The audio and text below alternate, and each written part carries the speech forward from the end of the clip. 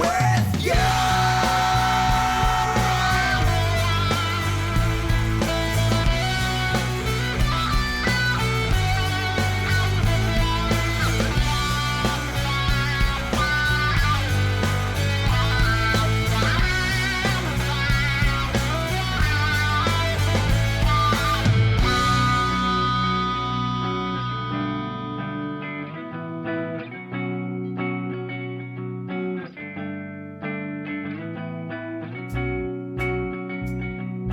Push me under,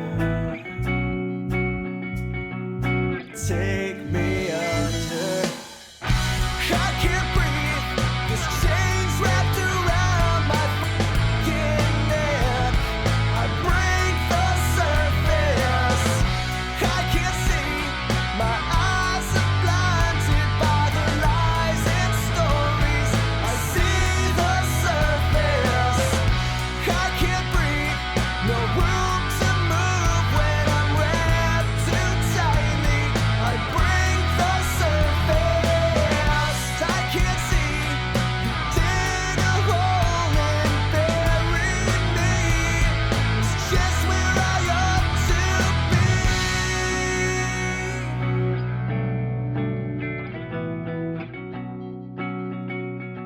It's just where I ought to be.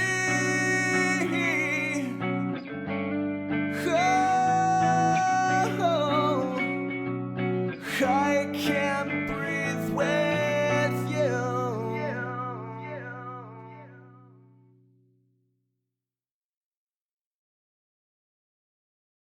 Arizona, Arizona, Arizona, Arizona, Arizona, Arizona. Do it now. We'll do it live. We'll do it live. That's tomorrow. And that is it for us today. Oh, yeah. Oh, yes. Let's hear the comments, folks. Coming to you live from Arcane Sublevel 7, it's Talk is Cheap. Now here's your host, Dan Hohlfeld. the ripping and the tearing.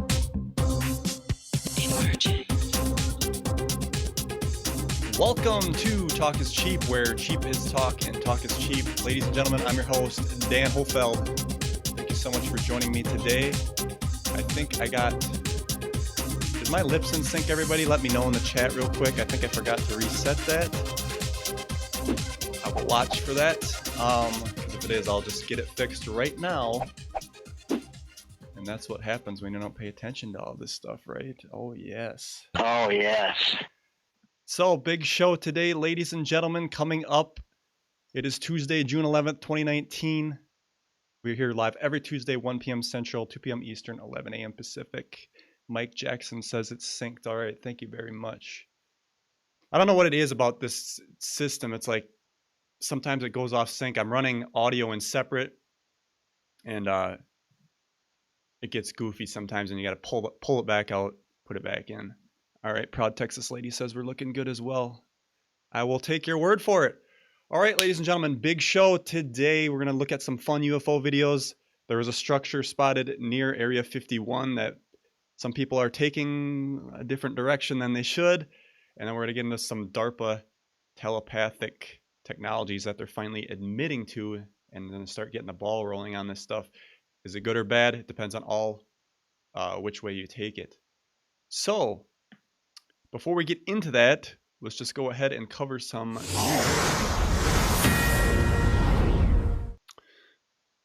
Some of you may be paying attention to this stuff in the UFO. This is the UFO Civil War, ladies and gentlemen. Ufology.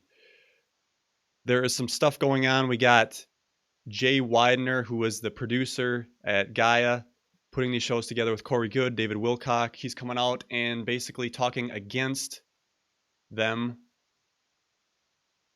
Philip says doxing isn't civil. This is yeah, we're gonna get into this whole thing. I'm not gonna get too in depth into it. There's a lot here, but I think it needs to be mentioned. There's some stuff I'm not happy about on both sides of the aisle, and it should just be talked about and discussed. And that's what this show's for, is just to have a discussion about it, ask questions, and hear both sides of the story.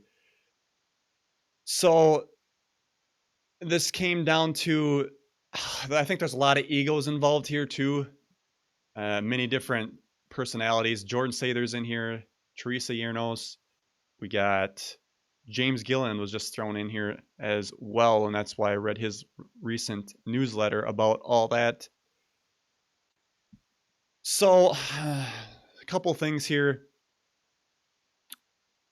Another YouTube channel, Joe from the Carolinas, is one of the people talking against Corey Goode, saying he can't prove this stuff, but Corey can't prove this stuff. And they're making fun, basically saying it's a blue chicken cult. My thing is, well, you can't really prove it one way or the other. What's wrong with hearing stories? And then it basically came out that Corey Goode doxed Joe from the Carolinas and others, and so did Jordan Sather. Now, Jordan Sather is saying it's not doxing. What he did was a person tweeted out his information, and then he retweeted it. So whatever side of the aisle you are on about this, it's not good to be doing this. I am totally against doxing anyone.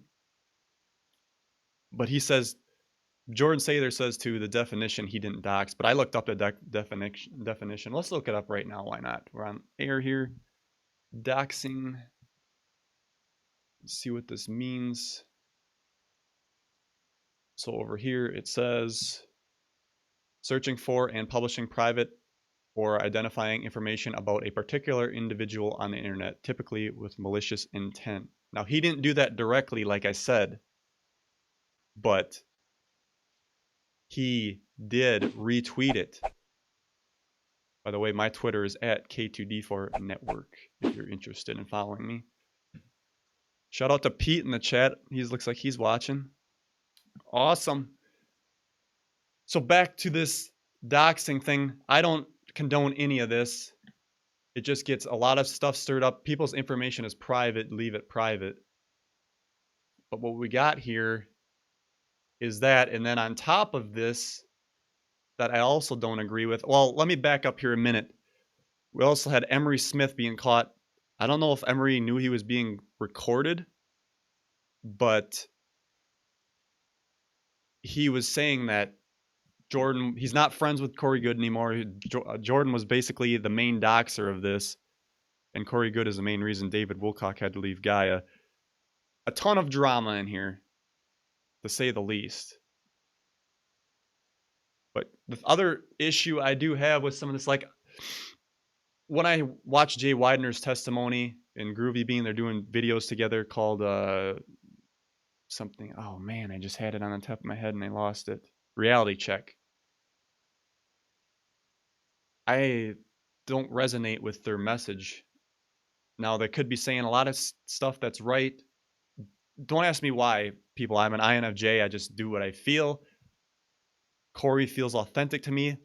But like I said, I don't agree with some of the things he's doing. I don't agree with the doxing thing. People are going to disagree with you no matter what. You just got to move on and not listen to him. And the other thing, Jordan, I was watching Teresa Yernos. She was being interviewed by Joe from the Carolinas. Jordan Sather was in that chat, and he was acting kind of... these people were just asking questions. Hey, why don't you come on the show, Jordan? And then he doesn't answer them directly. Just have a chat and discussion with them if you believe your side. And the way he acted in there was just kind of off-putting to me.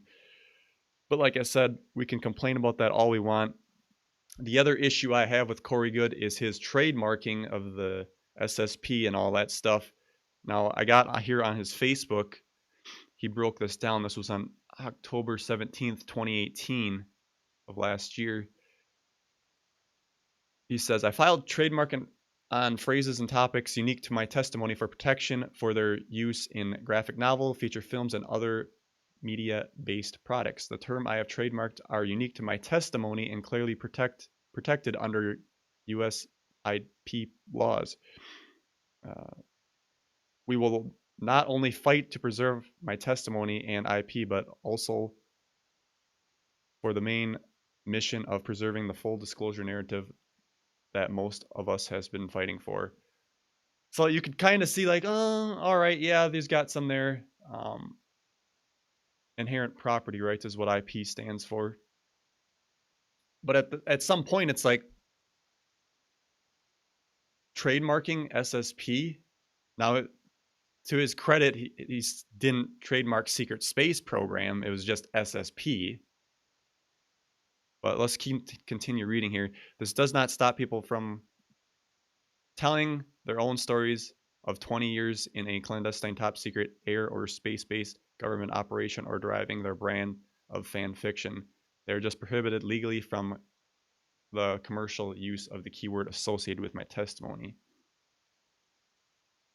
We have a right and duty to defend our testimony and intellectual property rights from other individuals and corporations attempting to profit off our goodwill. Those in this community do not protect their information and narratives. They run the risk of being taken over by writers and producers in the entertainment industry who are constantly trolling our community for creative ideas. Understandable to a point, but it's like me if I was going to go and trademark talk is cheap, because that's the name of the show. It's a widely used word. And at what point are you going to sit here and try to like ban people from doing this? Now he says he made these names up himself and this is not what they're actually called. And when people use it, it's a red flag. When people come forward using some of the terms and project names, I use it as an immediate red flag and then follow up with the SSP Alliance to verify if the people were indeed in the programs. Take it for what it is. Oh man, the trademark stuff, copyrights, that stuff gets to me so bad because it's not about freedom, it's about control, and it gets heavy and dark real quickly. Now if you just left it at that, I'd be like, all right, fine, he's got his property rights, whatever. And then you see the cease and desist letter. This was sent to Jason Rice from his lawyer, Corey's lawyer. So he had unauthorized use of James Corey's protected terms SSP and 20 and back and related terms. The letter says, it has come to my attention that you've been using the terms belonging to my client, James Corey Goode, and various online and possibly otherwise and online broadcasts. You may not be aware that Mr. Goode owns certain common law rights and pending federal trademark rights in the phrases SSP and 20 and back. This letter is to inform you of those rights, and you prize you that if you are to further participate in the broadcast or publication of material using these terms, you are in violation of Mr. Goode copyright law, trademark, and other existing IP rights, and that Mr. Goode will take any necessary precautions to protect those rights. Now, he could have used different terms instead of 20 and back, 20 years forward, 20 years back. I suppose you could get by with that. It's just when you see this, it rubs me the wrong way.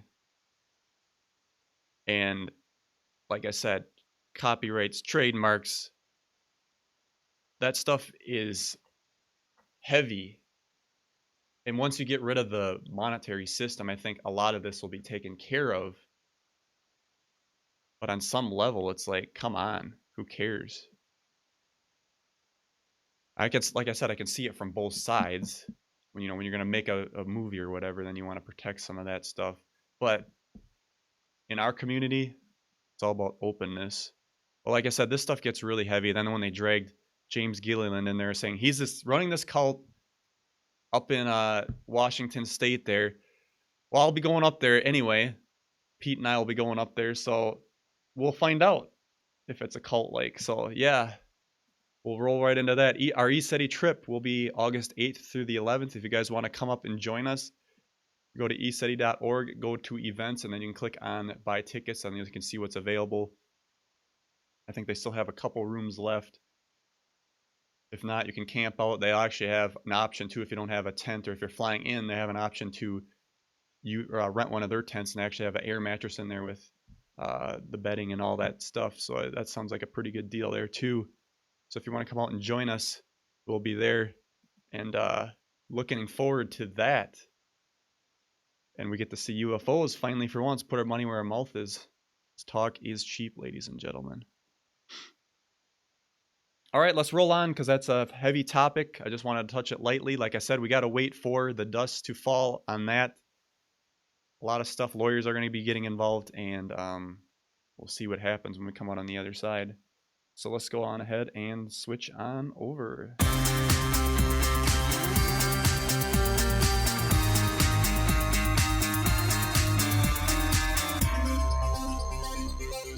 Cocainum. All right. Climate activist Greta Thunberg will take a year off of school. Now, this is in the name of fighting climate change. I wanted to bring this up. You know, it's good to see kids fighting for what they believe in and stuff, but this is part of the brainwashing initiative by the government. So, and I was a 16-year-old at one point in my life, but I can see her point. It's like, you get tired of being in school. My high school years, I wanted to get out. I'd rather do something else. If you had an option to see the world and fight for this climate change, why not? So she wants to take a year off of school. She's inspired thousands of young people all over the world to organize climate marches and protests. Ms. Thunberg wants to attend the United Nations Climate Summit in New York in September, as well as the World Climate Conference in Santiago, Chile in December. Despite the break, she's not worried about her education. Her entourage said she will simply finish school a year later. And she's going to put her money where her mouth is and not travel by plane on principle. Her family are currently looking for another way to cross the Atlantic Ocean. Do it now. So, right there, you're trying to look. Definitely. That's what this gets into. So, I talk about the technologies in here. Climate change, yes, it's happening. Is it man-made climate change? That's the debatable part. I lean towards it not being man-made. We're on a planet. We're through outer space. All the planets are changing. Volcanoes go off on the planet that release more CO2 than all the humans combined.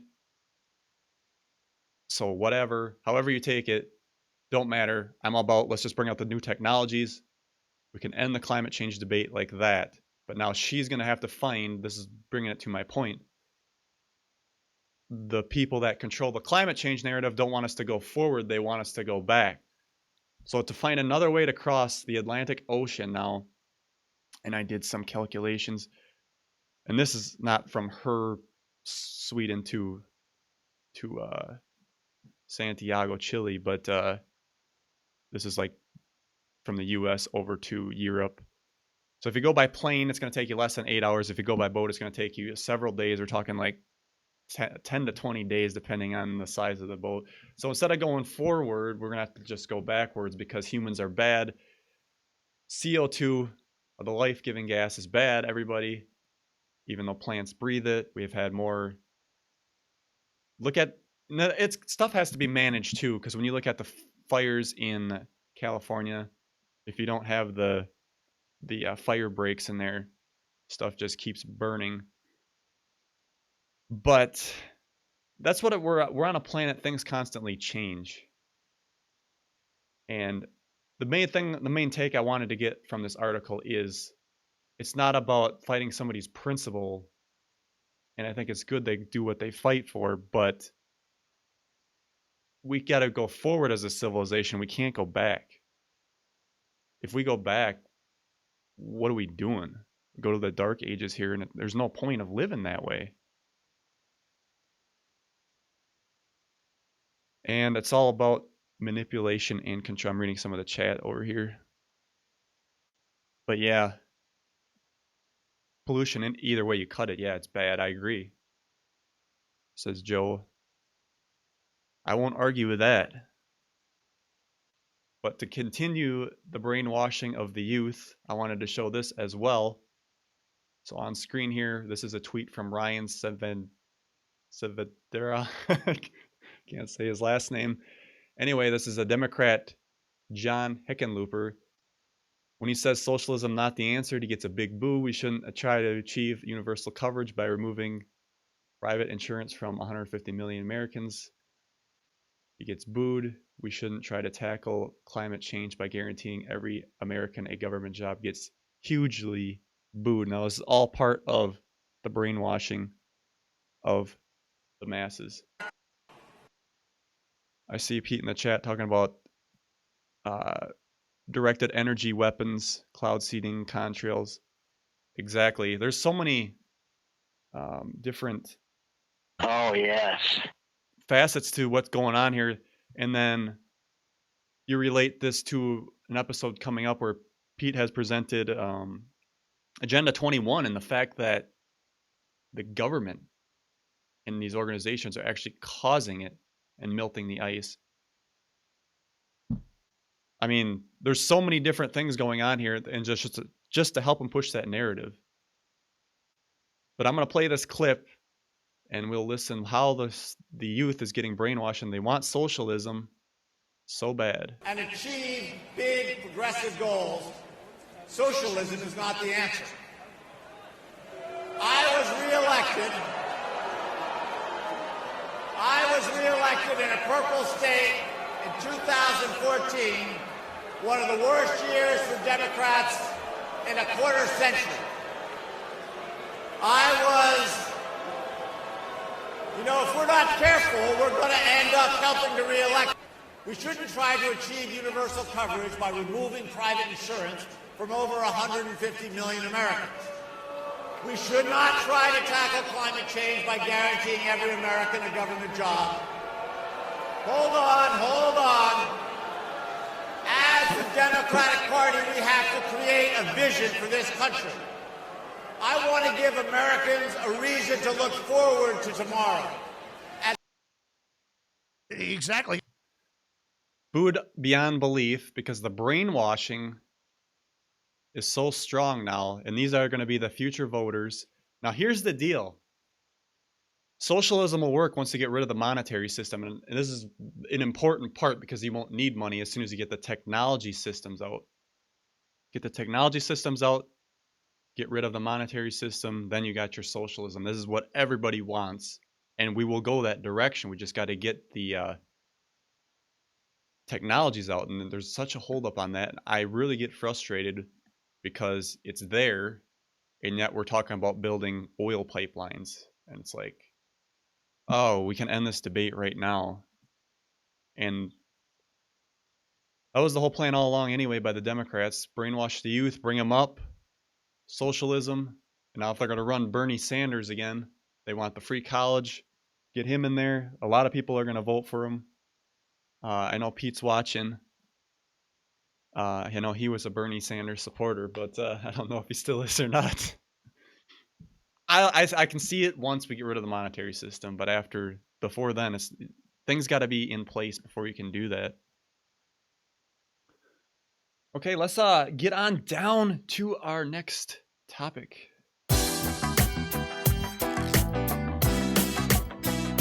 Wild women, the ripping and the tearing.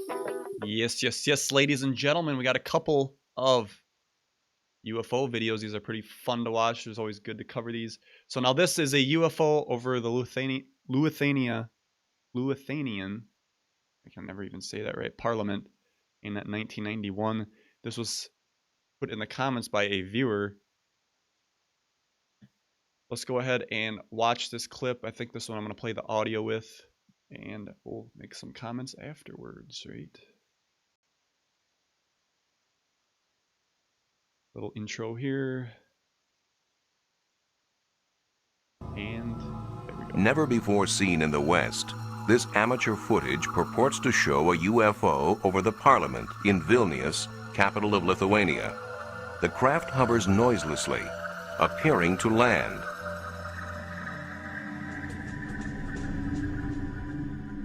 At dawn the next morning, local militia videotaped this nearby.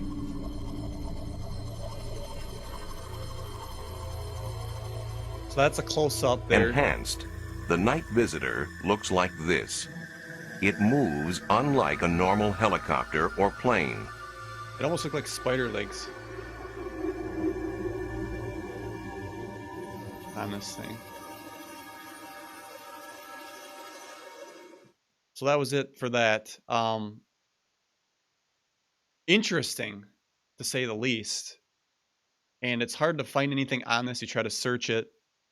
But the poster, which is Alien Films, he left a comment down here that says, in case of vision above the Parliament, most likely it was created with laser lights.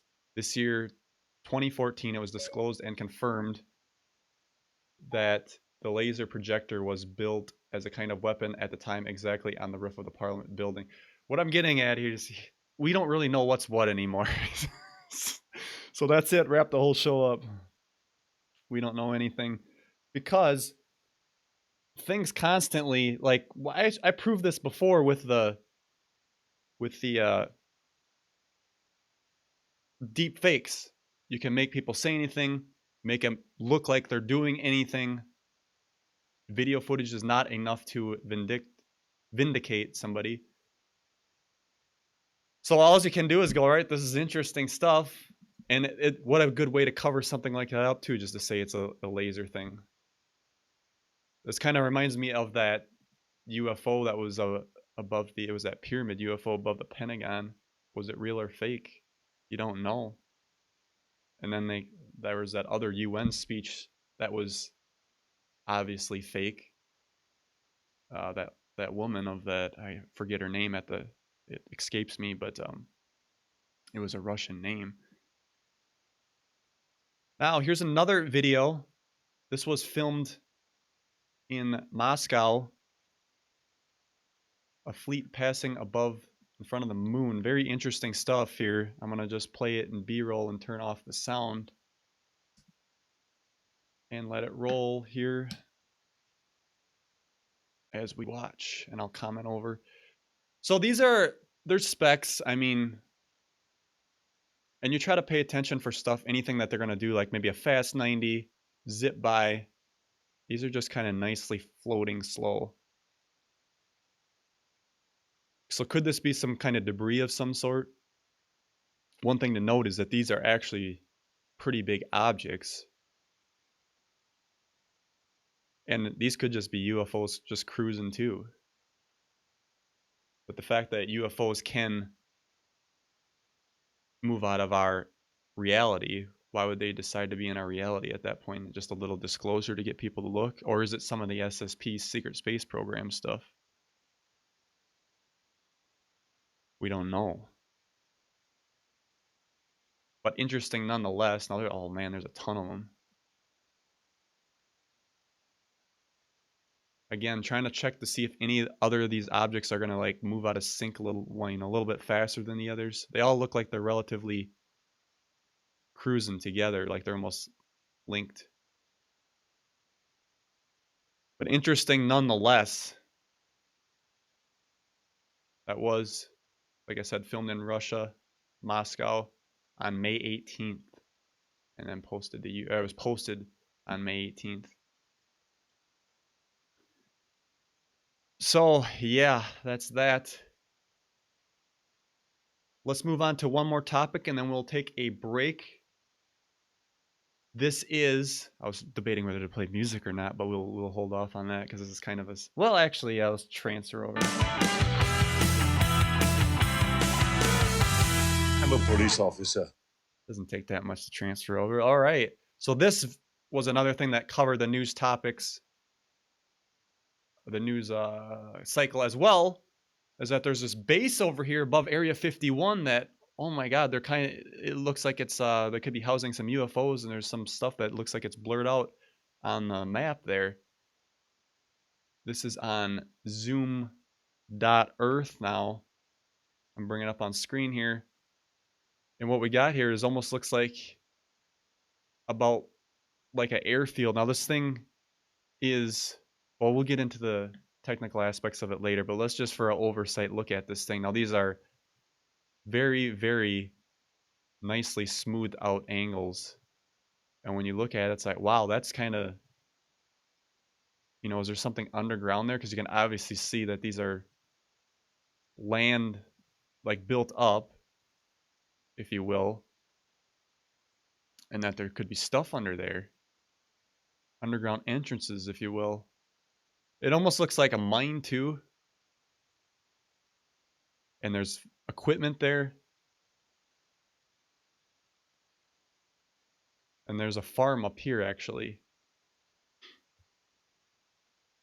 And I did some searching. Well, when you zoom back, I think, or is it? So this range here is between December 24 and October 17. When you zoom in, I didn't do it that time, but we can go back in time and click to, that's September, August 2011. It's still there. So this has been here for some time. And the news acted like it was some newly built base thing. Doing a little research. This is actually called Complex City, and built by a man named Michael Heiser. And it's 80 feet high, quarter of a mile wide, and about a quarter mile long. It began in 1972. It's been a 40-year process, has cost of tens of millions of dollars, about 50 miles from Area 51. It is based on awareness that we live in a nuclear era.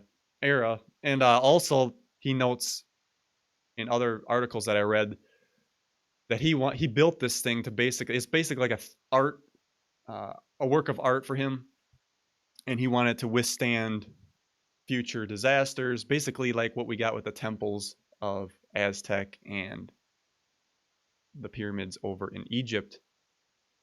But he's notoriously not welcoming of visitors. And he's an old guy, he's 71. And I think he just wants to get this finished. He has had some health issues, his back and whatnot. He wants to get this done and have it open to the public by 2020. Here's a better picture of it for you folks that are watching the on TV. Very interesting when you look at it. It does look like some Aztec type stuff, and it looks like this could be like over here, like a sliding door for a UFO or something like that, but it's not. He just built this thing. It's built out of rock and concrete and all the hard materials that you can get from the earth. But it estimated to cost over 25 million. That's insane. Not very welcoming to visitors, and I think it's just like one of those things artists don't like to show their stuff until they're completely done with it. But it is interesting stuff. And like I said, we got to debunk this stuff when it comes up on the feeds. The news made a big deal out of it. There was a YouTube channel guy making all this hype. And at first look, you don't know what it is. I didn't know what it was. You know, if it was like an Area 51, why would they not have it like blurred out a little bit and you could easily see it? There was a farm by it. A lot of questions. It was just like kind of obvious. But yep, we'll take a short break, ladies and gentlemen, and on the other side we're going to look at some NASA tourist stuff, and then we're going to get into the DARPA telepathic technology. Stay tuned. Talk is cheap. Call us live at 1-605-562-0444. Show ID 146509. Phone lines are open. This is Shane Robinson with Unbiased and On the Fence, and you're listening to Talk is Cheap with Dan Hohlfeld. Want to listen to the show on the road? Subscribe to our audio podcast. We are available on Apple Podcasts, Google Podcasts, Spotify, and many more platforms. Don't miss a single moment of Talk is Cheap. Like what you hear? Consider supporting the channel by going over to our merch store and making a purchase. Go to k2d4network.com for more.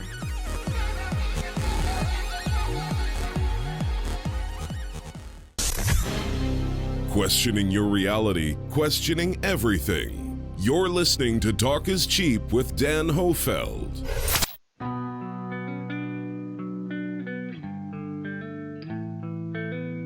Broadcasting worldwide, it's Talk is Cheap. And you try to push the blame on. Welcome back to the show, ladies and gentlemen, on this Tuesday edition, June 11th, 2019. We're here live 1 p.m. Central, 2 p.m. Eastern, 11 a.m. Pacific.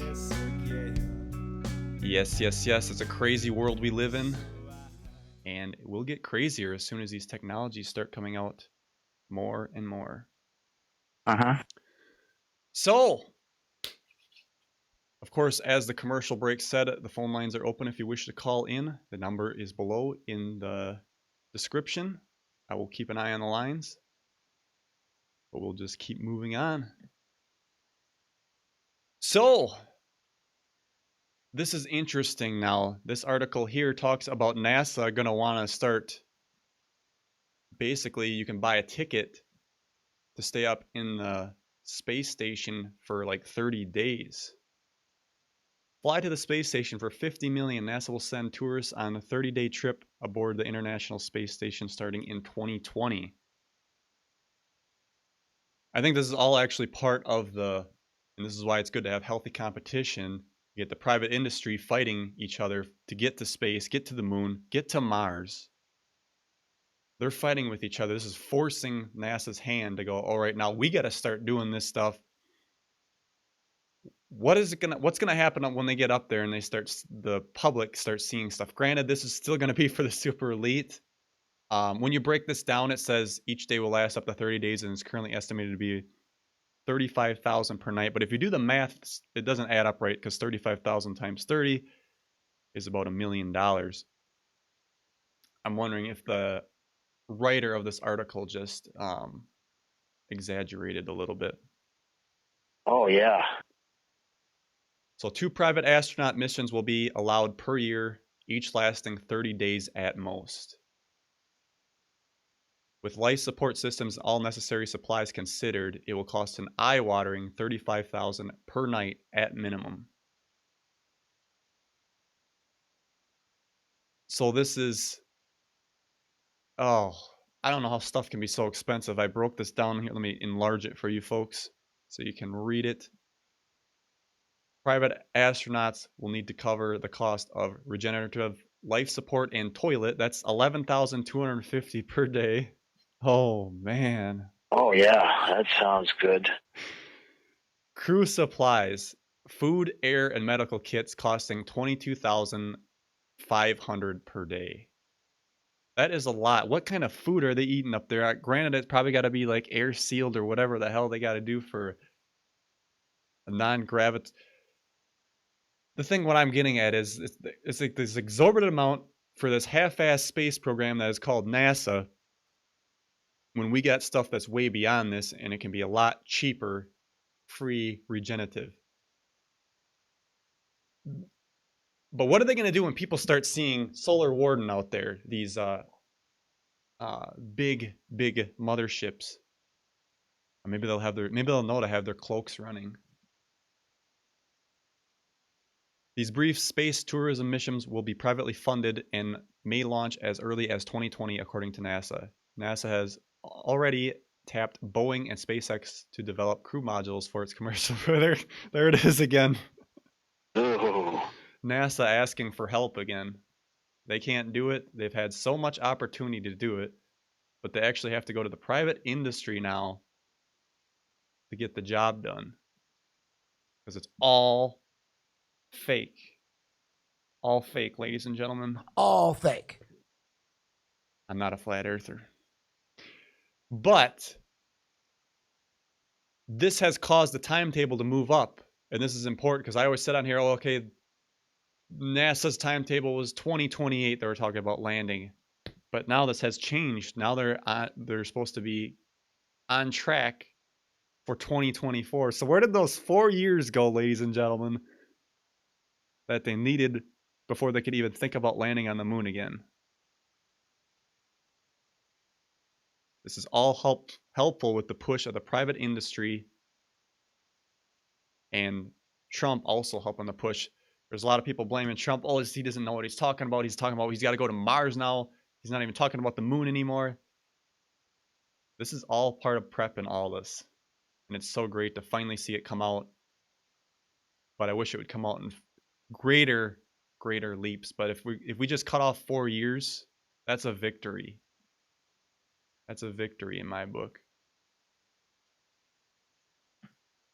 So, that is the space news. Terry says she's going to join the Space Force. I might have to join you. That would be great. Caller there. Space Force. Space Force. Yeah, you watch stuff like Stargate SG-1. How cool would it be to have a job like that? You know that stuff exists. They're just putting it out to try to acclimate the public. You know, whether they're going through a Stargate or not, they're at least going on these ships and going out to space. And if it was like, wow, if I could have did something like that, wow, life would have been a lot different, I think. All right, let's transfer on over to our DARPA article, ladies and gentlemen, the mind interfaces.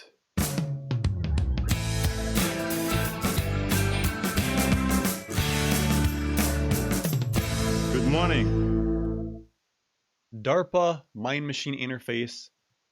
U.S. military readies telepathic cyber defense tech. The U.S. Military Defense Advanced Research Projects Agency, DARPA, is preparing telepathic technology which some fear is capable of remotely controlling war machines with military minds. Now, this gets holes into the whole aspect.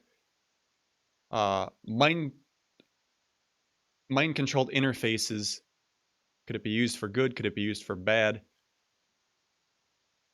This is why the whole war propaganda machine needs to die once we start evolving as a human species, because we can keep coming up with more and more creative ways to kill each other, but it's just going to end up having to be used for good. Because at what point, like it used to be, okay, you send people into battle, they shoot each other, you had a loss of life. Now it's like, who can build the best robot? And if it's basically like BattleBot wars, whoever wins the BattleBot wars. And it's like, what's the point at the end of it? It's like, it's so stupid. And that's what happens as we evolve. You start to see how pointless everything really is. So, continuing with the article, communication from the brain to the external world without having to move a muscle, then we would have much faster communication with external devices. If I wanted to type a message, I might be able to communicate with my fingers at 100 words per second, but with my thoughts, I might be able to communicate 10 times that speed. They want to begin testing on humans once the FDA approval is guaranteed or granted. If everything goes to plan, the technology will be used for humans in 4 years' time. Now, they got a picture, which is basically like you wear a helmet and then you can control something. I'm fine with this. It's when you start implanting the stuff into people's heads where it gets kind of scary. At that point, you got to stop. But the fact that you can wear something, you can control something with it, it works. Now, what you could end up doing when we tie this into the UFO thing, a lot of those ships are thought controlled. Many abductees have gone on these ships. The aliens have let them drive these ships with their mind. And why did they do that? Because you can make faster corrections and changes with your mind than you could if you had to like use your fingers. My mind gets so far ahead sometimes when I'm trying to like type, but my fingers are so far behind, I actually kind of get frustrated with myself because I'm thinking that far ahead and the fingers ain't keeping up. That way, if you got an interface, it would keep up, and just think of the crap you could get done. But with these interfaces, it's just everything will be a lot smoother. And it even says they're perhaps use it for recreational, as it allows for much faster communication with your computer. Again, there's always potential for them to be misused. And they want to set, well, they're talking about, now this is where the ethics come in, because they want to set guidelines for the community and set an ethical standards. But I mean, at what point are people going to listen to that? And you can set all these rules you want, but stuff will happen how it's going to happen. The military has already been going crazy with their stuff. They got the voice to God technology that are driving people nuts. A lot of them are MK Ultra, shoot 'em up people, mass shooters, if you will. again, could be used for good or bad, and it was important if we're going to advance as a human civilization that we start to get used to the idea of this and start to acclimate the public to making like, and it's hard because it's like you think, oh, mind control, and well, as you advance anyway, you become more telepathic. So once we get there, this is actually nothing when you think about it. And I think that's what will happen in these UFOs, because you wouldn't have to implant yourself with a chip to run this UFO. You'd have like a, for lack of a better term, like a Bluetooth device that would cast a wave to your brain, and then you could link up to it that way and fly the ship. Crazy stuff, but it can be easily there. And they can say like, oh, when you think this thought, that drives the ship that way. Humanoid in the chat says Musk talked about this about interfaces like this and mentioned how, paraphrasing, thumbs are slow. Yeah, exactly. Texting on our phones is so far behind. I'm with you, Terry. The sooner we're getting 5D, the better. Just get so sick of this stuff. But it's neat to see the hockey stick now, because they have to play catch up. Because things are going to take off, like I always say, in the private industry, and they got to play catch up to try to control the narrative and keep up with everything. No phone calls. So I'll do one more article, and then we'll call her a wrap for today, ladies and gentlemen. This is an important one here. Let's switch over. Do your dance. One of Europe's flagship airlines is working on fuel-efficient V-shaped plane that seats passengers in its wings. Look at this thing. Doesn't that represent a little resemblance of the TR-3B there? I'm kind of thinking that they're going to start using this to acclimate the public, to start saying, hey, look at this, and then, or at least maybe if they don't use this, because this is just in a prototype phase right now, they could obviously see once they introduce TR-3Bs, the flying triangle, for those who don't know what that is, that the military has developed since the 1990s, or maybe the 80s. They see this picture, they can start getting acclimated to this stuff, and then bam, oh, we made this other design. So the design is meant to be more fuel efficient than other aircraft. It's in its early phases and unlikely to be in service before 2040. So that's a long time, 2040. God, for the humanity's sake, because there hasn't been any innovation in airplanes very much. You know, you can get more comforts, you can do whatever, but to have something like that, when you start talking about making it more fuel efficient too, V-shaped plane is designed to use 20% less fuel. And then, so they say this is in the name of cutting the CO2 emissions. So they had a little pressure on them. Like I said, let's come up with solutions. Whether we believe the argument or not, let's just have solutions. Not a carbon tax solution, which makes prices go up and restrict travel, and the price of goods, foods and services increase dramatically. It's like, no thanks. So this flying V is lighter and more aerodynamic. Will need 20% less fuel than an Airbus A350. Today's most advanced craft. You think that's today's most advanced craft, ladies and gentlemen? An Airbus? That's like the biggest load of BS I've ever heard. There's all kinds of military operation, secret craft that they don't want you to know about that are thousands of times more advanced than an Airbus. So this will carry 314 passengers and actually 1,722 square feet of cargo. That's crazy. So here's a big question. Are they going to lighten up the carry-on? Or even when you check your luggage, are they going to make the cost of that go down? Here's a rendering of the top side. It's got these, that puts the engines on top. Cool design though, I will give it that.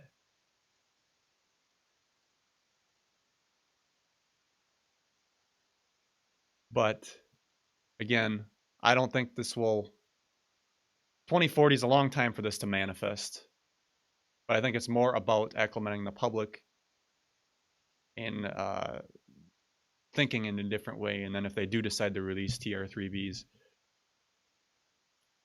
publicly, saying that this is like they did with the stealth bomber, you hardly ever see those things around though, but they finally admitted it. Big point here, overseas flights, travel long distance, are more sustainable because you're using less gas. You can fly longer, less resistance. Of course, less resistance means less fuel.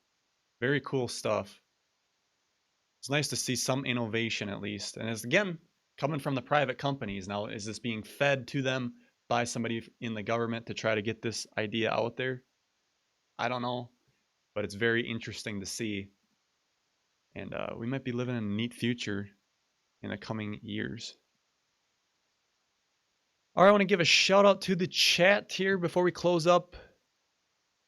Alberto in the house. Amanda in the house. Zeter. Philip. Blair. Peter Hallbly looks like he's still around. Chad. Terry. Awesome to have you guys on board today for today's show. Appreciate the support and anything you can do. It's like I said, it's been a lot harder nowadays with the censorship, and YouTube's going to crack down. We could lose this channel at any time. We don't know. They could basically bend the rules to any of their way, shape, or form they see fit.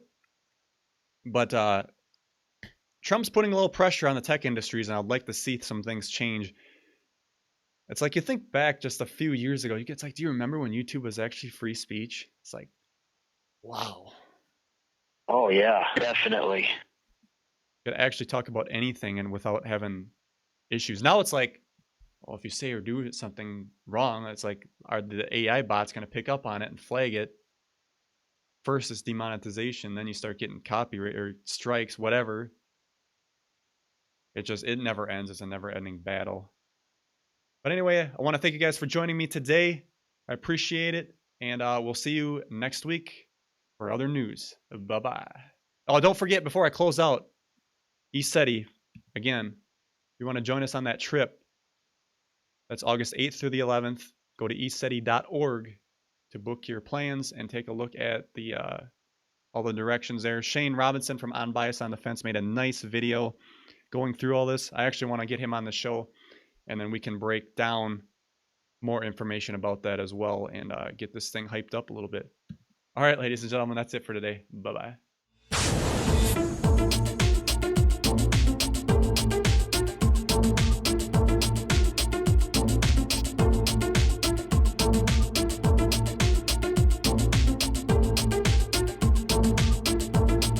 Thanks for listening. Visit K2D4Network.com today.